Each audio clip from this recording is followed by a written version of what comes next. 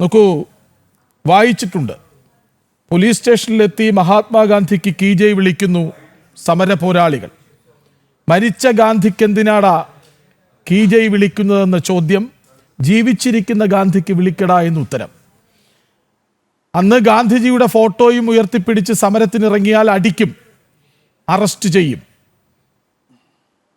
അതിൻ്റെ അനന്തരാവകാശികൾ ഇന്ന്, ആ ചെയ്തികളൊക്കെ ചെയ്തു കൂട്ടിയവരുടെ അനന്തരാവകാശികൾ ഇന്ന് പേരിനകമ്പടിയായി അതേ വാക്കുപയോഗിക്കുന്നു. അന്ന് സംഭവിച്ചത് എന്താണ്?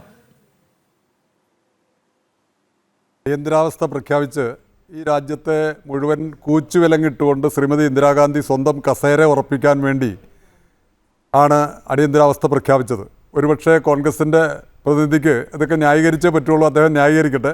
പക്ഷേ ഞങ്ങൾ അതിനെതിരായി ലോക സംഘർഷ സമിതി എന്ന് പറയുന്ന ഒരു സമര സംഘടന തന്നെ ഉണ്ടാക്കി. ആ സംഘടനയുടെ പേരിൽ നവംബർ 14 മുതൽ അടുത്ത 76 ജനുവരി 14 വരെയുള്ള 2 മാസക്കാലം സത്യാഗ്രഹ സമരം. ഞങ്ങളുടെ സത്യാഗ്രഹ സമരത്തിൻ്റെ രീതി തന്നെ ഗാന്ധിയൻ രീതിയിലുള്ള സത്യാഗ്രഹ സമരമായിരുന്നു. ഞങ്ങൾക്ക് ഞാൻ RSSൻ്റെ പ്രവർത്തകനായിരുന്നു, ഇപ്പോഴുമാണ്. ആ സമരത്തിൽ പങ്കെടുക്കുന്ന സമയത്ത് ഞങ്ങൾക്ക് ഈ ലോക സംഘർഷ സമിതിയുടെ ഭാഗത്തുനിന്ന് വളരെ കർശനമായ നിർദ്ദേശങ്ങളുണ്ടായിരുന്നു. ഈ രാജ്യത്തെ ഒരു മുട്ടുസൂചിക്ക് പോലും പരിക്കേൽക്കരുത്, അതോടൊപ്പം തന്നെ ഈ രാജ്യത്തെ ജനങ്ങൾക്കൊരു ബുദ്ധിമുട്ടുണ്ടാവരുത്.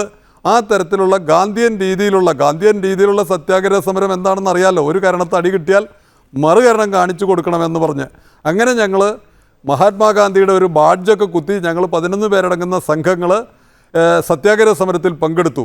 ആ സത്യാഗ്രഹ സമരത്തിൽ അനുഭവിച്ച കാര്യങ്ങൾ ഇപ്പോൾ ഈ പറഞ്ഞ മാതിരി ഒന്നുമല്ല, അദ്ദേഹം പറഞ്ഞ മാതിരി എല്ലാ കാര്യങ്ങൾ പോലീസിൻ്റെ വളരെ മൃഗീയമായ മർദ്ദനങ്ങളാണ് എന്ന് മാത്രമല്ല, നേരത്തെ പറഞ്ഞതുപോലെ ചത്ത ഗാന്ധിക്ക് ജയ് വിളിക്കാതെ ജീവിച്ചിരിക്കുന്ന ഗാന്ധിക്ക് ജയ് വിളിക്കട എന്ന് പറഞ്ഞാണ് പോലീസ് ഞങ്ങളെ പല സ്ഥലത്തും മർദ്ദിച്ചത്.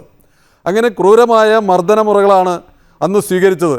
അതിൽ ആലപ്പുഴ ജില്ലയിലെ അന്നത്തെ DCC പ്രസിഡന്റ് തച്ചടി പ്രഭാകരൻ എന്ന് പറയുന്ന ഒരാളായിരുന്നു. അദ്ദേഹത്തിൻ്റെ ആലപ്പുഴ ജില്ലയിൽ സമരസേനാനികൾ അറസ്റ്റ് ചെയ്ത് കൊണ്ടുവന്ന് പോലീസ് സ്റ്റേഷനിൽ വന്നാൽ അവിടുത്തെ SI അല്ലെങ്കിൽ ഉയർന്ന പോലീസ് ഉദ്യോഗസ്ഥൻ ഫോൺ റിങ് ചെയ്ത് അദ്ദേഹത്തിൻ്റെ മേശപ്പുറത്ത് വെച്ചിട്ട് ഞങ്ങളെ ഇടിക്കുന്ന സൗണ്ടും അതോടൊപ്പം തന്നെ ഞങ്ങളുടെ കരച്ചിലും കേൾക്കണമായിരുന്നു. ഇനി അഥവാ ഒരു ഇടിക്ക് ഞങ്ങൾ കരഞ്ഞില്ലെങ്കിൽ ആ SIയെ തെറി വിളിക്കുമായിരുന്നു തച്ചടി പ്രഭാകരൻ. അങ്ങനെ കോൺഗ്രസ്സുകാരുടെ ഒരു തേർവാഴ്ച ഈ രാജ്യത്ത് നടമാടി. അതിനും കൂടി എതിരായിട്ടാണ് ഞങ്ങൾ സമരം ചെയ്തത്. പക്ഷേ ഞങ്ങൾ ഒരു പോലീസ് ഉദ്യോഗസ്ഥനെ ഉപദ്രവിക്കാൻ പോയിട്ടില്ല. ഈ രാജ്യത്തെ ഒരു തരത്തിലുള്ള നാശനഷ്ടങ്ങൾ ഉണ്ടാക്കിയിട്ടില്ല. അങ്ങനെ സത്യാഗ്രഹ സമരം ചെയ്തവരാണ്. ആ സമരം ഏതാണ്ട് 2 മാസക്കാലമാണ് ലോക സംഘർഷ സമിതി സത്യാഗ്രഹ സമരം തീരുമാനിച്ചത്. ഏതാണ്ട് 1 മാസം കഴിഞ്ഞപ്പോഴത്തേക്കും 11 പേരടങ്ങുന്ന ബാച്ചുകളാണ് ഞങ്ങൾ സത്യാഗ്രഹത്തിന് പോയത്. ഞങ്ങൾ സത്യാഗ്രഹത്തിന് പോകുന്ന സമയത്ത് RSSൻ്റെ ഭാഗത്ത് നിന്ന് ഞങ്ങൾക്ക് വളരെ കർശനമായ നിർദ്ദേശങ്ങൾ. അതിലൊന്ന്, യാതൊരു കാരണവശാലും മറ്റുള്ളവർക്കോ അല്ലെങ്കിൽ പൊതുമുതലോ നശിപ്പിക്കരുത്. രണ്ടാമത്, ഈ സമരത്തിൽ പങ്കെടുക്കുന്ന നിങ്ങൾ ജീവനോടുകൂടി തിരിച്ചു വരാൻ സാധ്യതയില്ല. പോലീസിൻ്റെ മൃഗീയമായ മർദ്ദനങ്ങളുണ്ടാവും. നിങ്ങളിന്ന് ഏർപ്പെട്ടിരിക്കുന്ന ജോലികളിൽ തിരിച്ചെത്തി അവിടെ ജോലിയിൽ തുടരാൻ സാധിക്കുമെന്നുള്ള പ്രതീക്ഷ വേണ്ട. അങ്ങനെ വളരെ കൃത്യമായി ഞങ്ങളോട് പറഞ്ഞ് ഞങ്ങൾ സർവ്വസമ്മതമായിട്ടാണ് ഈ സമരത്തിൽ പങ്കെടുത്തത്. അങ്ങനെ വളരെ സമാധാനപരമായിട്ട് മഹാത്മാഗാന്ധി കി ജയ്, അടിയന്തരാവസ്ഥ പിൻവലിക്കുക എന്നൊക്കെ പറഞ്ഞ് 3-4 മുദ്രാവാക്യങ്ങൾ വിളിച്ചുകൊണ്ട് സമരം ചെയ്ത ഈ ആളുകളെ അന്ന് യഥാർത്ഥത്തിൽ CPI കോൺഗ്രസും കൂടി ചേർന്ന് ഭരിക്കുകയാണ്. അച്യുതമേനോനായിരുന്നു നമ്മുടെ കേരളത്തിലെ മുഖ്യമന്ത്രി. ആ മുഖ്യമന്ത്രിയും സാക്ഷാൽ K കരുണാകരനും കൂടെ ചേർന്ന് ഈ സമരസേനാനികൾ അടിച്ചൊതുക്കണം, ഇങ്ങനത്തെ പ്രസ്ഥാനങ്ങൾ ഇനി ഉണ്ടാവരുതെന്നാണ് നിർദ്ദേശം കൊടുത്തത്. അതിൻ്റെ ഫലമായിട്ട് വളരെ ക്രൂരമായ മർദ്ദനങ്ങൾ, 18 തരം മർദ്ദനമുറകളാണ് ഞങ്ങളോട് പ്രയോഗിച്ചത്. അതിൻ്റെ കെടുതികൾ ഞാൻ നേരത്തെ പറഞ്ഞു. സമരം 1 മാസം പിന്നിട്ടപ്പോൾ, 2 മാസത്തെ സമരം 1 മാസം പിന്നിട്ടപ്പോൾ നമ്മുടെ സെൻട്രൽ ജയിലുകളും സബ് ജയിലുകളും ഒക്കെ നിറഞ്ഞു. മോഹനൻ ഒന്ന് ഇടപെട്ട് ചോദിച്ചോട്ടെ. അതായത് ഈ കോൺഗ്രസ്സുകാർ ഇപ്പോഴും പറയുന്ന ഒരു കാര്യമുണ്ട്. അതായത് ആ തെരഞ്ഞെടുപ്പിൽ ദക്ഷിണേന്ത്യ അപ്പാടെ കോൺഗ്രസിനെ ചേർത്ത് പിടിച്ചല്ലോ, കേരളം പ്രത്യേകിച്ചും.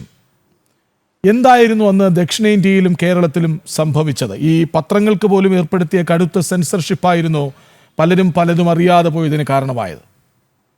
അതിൽ പ്രധാനമായിട്ടും ഈ ദക്ഷിണേന്ത്യയിൽ ഉണ്ടായി എന്ന് പറയുന്നത്, അന്ന് ഇവിടുത്തെ ദക്ഷിണേന്ത്യയിലെ ശരിക്കും പറഞ്ഞാൽ നമ്മുടെ കൊച്ചു കേരളത്തിലെ പ്രതിപക്ഷ രാഷ്ട്രീയ പാർട്ടി CPM ആയിരുന്നു.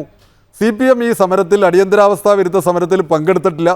അവർ ഈ സമരത്തിൽ ഞങ്ങൾ, അതായത് RSSൻ്റെയും ജനസംഘത്തിൻ്റെയും പ്രവർത്തകന്മാർ സമരം ചെയ്താനും അടിമേടിക്കാനും ജയിൽവാസം അനുഭവിക്കാനും ഒക്കെ തയ്യാറാണ്.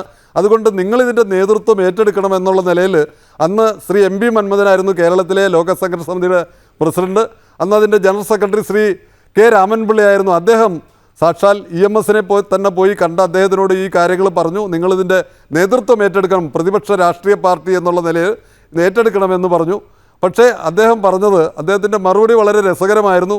അടിയന്തരാവസ്ഥാ വിരുദ്ധ സമരത്തിന് ഞങ്ങളില്ല, മറിച്ച് ബോണസ് 4% കുറച്ചിട്ടുണ്ട്, ആ സമരത്തിനേ ഞങ്ങളുള്ളൂ എന്ന് പറഞ്ഞിട്ട് ആ സമരം പോലും അവർ ചെയ്തില്ല എന്നുള്ളതാണ് വസ്തുത.